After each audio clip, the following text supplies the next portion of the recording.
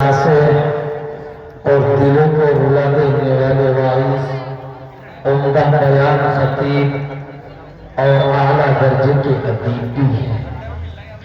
حضرات گرامی، خطابت کے میدان سے لے کر نصیحت کے باغان تک، تدریسی گلستان سے لے کر تبلیغ کے چمنستان تک، اور حسن بیانی کی وادیوں سے لے کر خوش الہانی کی فضاؤں تک،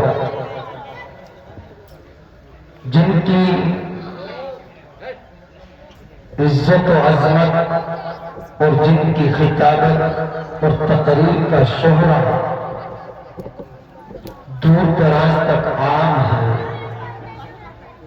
وہ ایسی باوقار شخصیت میری مراد عالی جناب حضرت مولانا مہتاب عالم صاحب دامت برکاتہ ہوں۔ بڑے ہی ادب و احترام کے ساتھ حضور والا کی حضور گزارش گزار ہو رہا ہوں کہ حضرت تشریف لائے اور اپنی قیمتی نصیحتوں سے سامعین کو محظوظ فرمائے، مستفیض فرمائے۔ مولانا مہتاب عالم صاحب دامت برکاتہ۔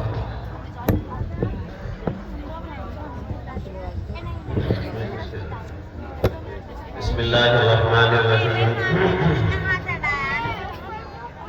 وَإِنْ عَاقَبْتُمْ فَعَاقِبُوا بِمِثْلِ مَا عُوقِبْتُمْ بِهِ وَلَئِنْ صَبَرْتُمْ لَهُوَ خَيْرٌ لِلصَّابِرِينَ۔ صدق اللہ مولانا العلی العظیم۔ وقال النبی صلی اللہ علیہ وسلم: علیکم بسنتی وسنت الخلفاء الراشدین المہدیین، او کما قال صلی اللہ علیہ وسلم۔ حضرات علماء کرام، میرے بزرگوں، نوجوانوں، عزیز بچوں، پس پردہ ماں اور بہنیں، آج کا یہ پروگرام آپ کا اپنا پروگرام ہے۔ آپ حضرات نے بڑی محبتوں سے اس کو سجایا ہے۔ جو ہمارے یہ چھوٹے چھوٹے بچے ہیں، ان سے بھی گزارش ہے وہ بھی بیٹھ جائیں۔ یہ جلسہ بچوں آپ کی عزت ہے اور آپ کی محنت ہے۔ پورے سال اس محلے کے لوگ انتظار کرتے ہیں کہ ہمارا سالانہ پروگرام ہوگا اور ہم اپنا جلسہ سنیں گے اور اپنے جلسے کو چلائیں گے۔ ہر آدمی تقریباً یہاں اسی محبت میں بیٹھا ہے اور اس امید کے ساتھ بیٹھا ہے کہ جو باتیں ہوں گی انشاءاللہ کچھ نہ کچھ میری زندگی میں کام آ جائے، میری زندگی بدل جائے، میرا مقدر بدل جائے۔ ممکن ہے آج کے اس جلسے کی برکت اور علماء کی صحبت سے اور کچھ دیر کی دینی مجلس میں بیٹھنے سے ہمارے اللہ گناہ معاف کر دے اور آئندہ نہ کرنے کی توفیق ہو جائے۔ جب اللہ تعالیٰ ہدایت دیتا ہے تو بہانے ڈھونڈتا ہے، اور ہدایت دینا صرف اس ذات کا کام ہے، میرے اور آپ کے بس میں نہیں ساتھیوں۔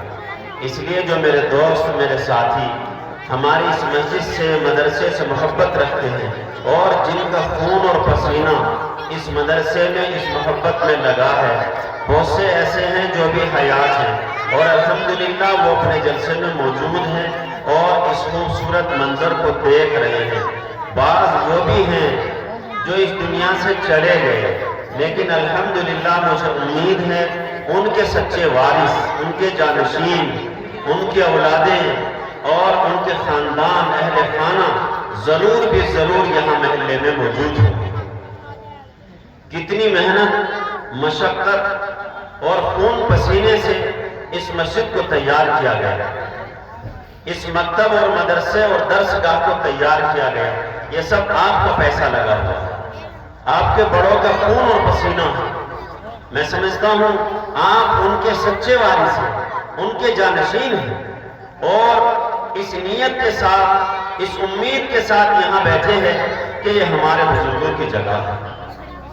دل میں قدر اور بڑوں کی محبت لے کر اس جلسے میں آئے ہیں کہ آج وہ ہمارے درمیان، ہمارے وہ بزرگ، ہمارے دادا، بہت سے ہمارے والد، بہت سے ہمارے چچا، بڑے بھائی، وہ اس دنیا کو خیر آباد کہہ گئے، لیکن ایسا نہیں کہ اگر وہ چلے گئے تو یہ محلہ بھی خیر آباد ہو گئے۔ نہیں، اس مسجد کے وارث، اس مدرسے کے وارث اور ان کی اولادیں یہاں زندہ ہے اور اپنے مدرسے سے محبت کا ثبوت دے رہے ہیں۔ الحمدللہ تو جو باہر کھڑے ہیں ان سے بھی ادب گزارش ہے وہ اندر آ جائے. یہ جلسہ آپ کا ہے اور ہم سب نے اس کو مل جل کے چلایا اور بسایا ہے. انشاءاللہ اس نیت کے ساتھ بیٹھیں کہ یہ جلسہ ہمارا ہے اور ہمیں اس کو کرنا ہے.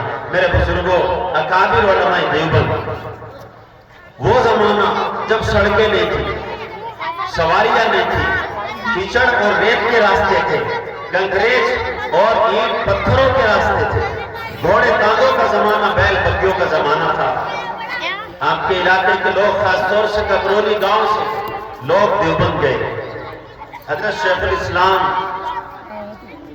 والمسلمین مولانا حسین احمد مدنی نور اللہ مرکزہ، سب کہہ دو اللہ تعالیٰ ان کی قبر کو نور سے بھر دے. یہاں کے لوگ گئے، جا کر درخواست کی کہ حضرت ہمارے یہاں آنا. حضرت ان کچے راستوں کو ہوتے ہوئے یہاں تشریف لائے. اور جب یہ ملک تقسیم ہو رہا تھا اور بھارت کا مسلمان پڑوسی ملک جا رہا تھا، اس وقت میں بھی سب سے خاص اگر ہمارے علاقے کا کوئی مقام تھا تو یہی سب سے خاص ککرولی تھا، جہاں حضرت تشریف لائے تھے اور پورے علاقے کے لوگوں کو پیغام دیا تھا، اے لوگوں، اے مسلمانوں، تم اس دارالعلوم دیوبند اور ان درسگاہوں کو چھوڑ کر کہاں جا رہے؟ یقیناً وہ زمانہ تھا، یہ حضرت مدنی سے محبت کرنے والا وہ گاؤں تھا اور آج بھی ہے الحمدللہ. اور اسی محبت میں ہم جلسے جلوس کرتے ہیں. اکابر علماء دیوبند ان جلسے جلوس میں تشریف لاتے تھے اور لاتے رہے ہیں. آج بھی الحمدللہ جب بھی اہل بستی نے، اہل قریہ نے کوئی دین کا پروگرام سجایا، الحمدللہ دارالعلوم دیوبند اور ان کی شاخاؤں سے نکل کر علماء اکرام اس دیار میں پہنچتے. یہ آپ کی محبت ہے، آپ کا خلوص. اللہ تعالیٰ اس مجلس کو قبول فرمائے اور یہاں بیٹھنا باری تعالیٰ ہمیں کامیابی نصیب فرمائے. میرے عزیزوں، میرے بھائیوں، سوال تعداد کا نہیں ہے، سوال کمیت کا نہیں ہے، سوال کوانٹیٹی کا نہیں ہے، سوال کوالٹی کا ہے. مٹھی بھر لوگ ہمیشہ ہر زمانے میں دین کے ساتھ رہے، ہر مسجد کے ساتھ، ہر مدرسے کے ساتھ 100% لوگ نہیں ہوتے، مٹھی بھر لوگ ہوتے اور اللہ ان سے نظام چل رہا ہے.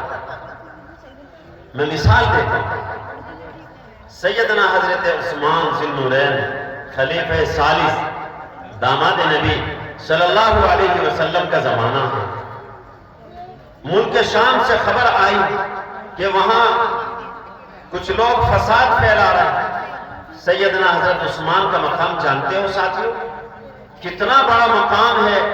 آپ ان کی عظمت، ان کے احترام کو ذرا سنیں اور اپنے دلوں میں بٹھائیں. نبی پاک صلی اللہ علیہ وسلم کو حضرت عثمان جو مظلوم اور شہید ہے، جن پر 40 دن پانی بند رہا، ایک روز نہیں، 2 روز نہیں، جن پر 40 دن مسلسل پانی بند رہا، صحابہ اکرام تشریف لائے اور فرمایا، اے خلیفۃ المسلمین، آپ ہمیں حکم دیں کہ ہم آپ کی طرف سے دفاع کریں اور لوگوں سے جنگ کریں. حضرت عثمان غنی رضی اللہ تعالیٰ قربان جائے اللہ فرمایا، میں نہیں چاہتا میری وجہ سے ایک کلمہ پڑھنے والے کا خون بہے اور کل قیامت میں وہ خون میرے سر کا بوجھ بن جائے. اس لیے تمہیں کوئی تعارض نہیں کرنا. 40 دن جن پر پانی بند رہا، صلح حدیبیہ کا موقع ہے. اللہ کے رسول صلی اللہ علیہ وسلم 1500 صحابہ اکرام کے ساتھ مکہ المکرمہ میں عمرے کے لیے تشریف لے گئے. ابھی راستے میں تھے، کفار مکہ نے اپنے آدمیوں کو بھیجا اور کہا کہ محمد اور ان کے ساتھیوں سے کہہ دو کہ آپ کی مکے میں نمائندگی ہے، کوئی داخلہ نہیں ہے، آپ نہیں جا سکتے. کفار مکہ نے آ کے راستہ روک لیا. حضور نے کہا، اے مکے کے لوگوں، میں آپ کا خاندان کا ہوں، آپ کے گاؤں کا ہوں، اس شہر کا ہوں جہاں میرے آباء و اجداد کی قبریں ہیں، میری یادیں ہیں، میری نشانیاں ہیں. میں اللہ کے گھر کا صرف طواف کرنے کے لیے جا رہا ہوں. میں صرف جاؤں گا، 3 دن قیام کروں گا، عمرہ کروں گا. حضرت ابراہیم اپنے دادا جد امجد کی نشانیوں کو دیکھوں گا، حضرت اسماعیل کے قربان گاہ کو دیکھوں گا، اور اما ہاجرہ ان کی نشانیوں کو دیکھوں گا، سعی صفا مروہ پر سعی کروں گا، خانہ کعبہ کا طواف کروں گا۔ اے مکے والوں، صرف 3 دن کی اجازت دے دو، ہم کسی سے جنگ کے لیے نہیں بلکہ اللہ کے گھر کی زیارت کے لیے جا رہے ہیں۔ کفار مکہ نے منع کر دیا اور لکیریں کھینچ دی کہ آپ نہیں داخل ہو سکتے، نہیں داخل ہو سکتے۔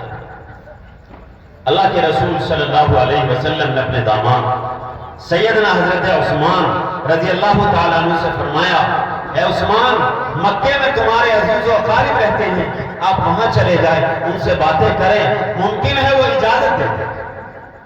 سیدنا حضرت عثمان غنی الشہید مظلوم تشریف لے گئے مکہ المکرمہ، ان لوگوں سے جا کے باتیں کی۔ اسی درمیان کسی نے آ کر یہ خبر پھیلائی کہ یا رسول اللہ، معاذ اللہ ثم معاذ اللہ، حضرت عثمان کو تو مکے والوں نے شہید کر دیا۔ نبی اکرم صلی اللہ علیہ وسلم رحمت للعالمین، اللہ کے لاڈلے پیغمبر، آمنہ کے در یتیم، عبداللہ کے لخت جگر، دادا عبد المطلب کے پوتے، اور مکے کے یتیم در یتیم آج جنگل بیابان میں کھڑے ہیں، اور جب مخبر خبر دیتا ہے کہ یا رسول اللہ، حضرت عثمان تو شہید ہو گئے، اللہ کے رسول صلی اللہ علیہ وسلم کو بڑا صدمہ پہنچا۔ سارے صحابہ کو جمع کرتے ہیں اور ان کے ہاتھ پر بیعت کرتے ہیں، جس کو اللہ نے سورہ فتح میں اس طرح سے فرمایا، لَقَدْ رَضِيَ اللَّهُ عَنِ الْمُؤْمِنِينَ إِذْ يُبَايِعُونَكَ تَحْتَ الشَّجَرَةِ، بتحقیق اللہ ان سے راضی ہو گیا، ان لوگوں سے، اس جماعت سے جس نے اس کیکر اور ببول کے درخت کے نیچے اللہ کے رسول صلی اللہ علیہ وسلم کے ہاتھ پر بیعت فرمائی اور اس بیعت کا حصہ بنے۔ اللہ نے اپنی رضا کا اعلان کر دیا۔ ایک صحابی نے کہا، کیسا اور کیا معاہدہ ہوا، کیسی بیعت ہو رہی کہ جب تک ہم سیدنا حضرت عثمان غنی رضی اللہ تعالیٰ عنہ کا بدلہ نہیں لیں گے، اپنے گھروں کو واپس نہیں جائیں گے۔ سارے صحابہ نے بیعت فرمائی۔ ایک صحابی بولے، کاش حضرت عثمان بھی اس بیعت کا حصہ ہوتے تو مزہ آ جاتا۔ اللہ کے رسول صلی اللہ علیہ وسلم نے اپنا ہاتھ بڑھایا، صحابہ کے ہاتھ رکھوائے، اور اس کے بعد اپنا داہنا ہاتھ رکھ کے فرمایا، یہ ہاتھ میرے عثمان کا ہاتھ، یہ ہاتھ میرے عثمان کی طرف سے ہے۔ آخری پیغمبر میرے عثمان کی گواہی دے رہے ہیں اور ان کی طرف سے بیعت رضوان میں بیعت لے رہے ہیں۔ 1500 صحابہ۔ بہرحال بہت لمبا قصہ ہے اور بڑی طولانی کو چاہتا ہے۔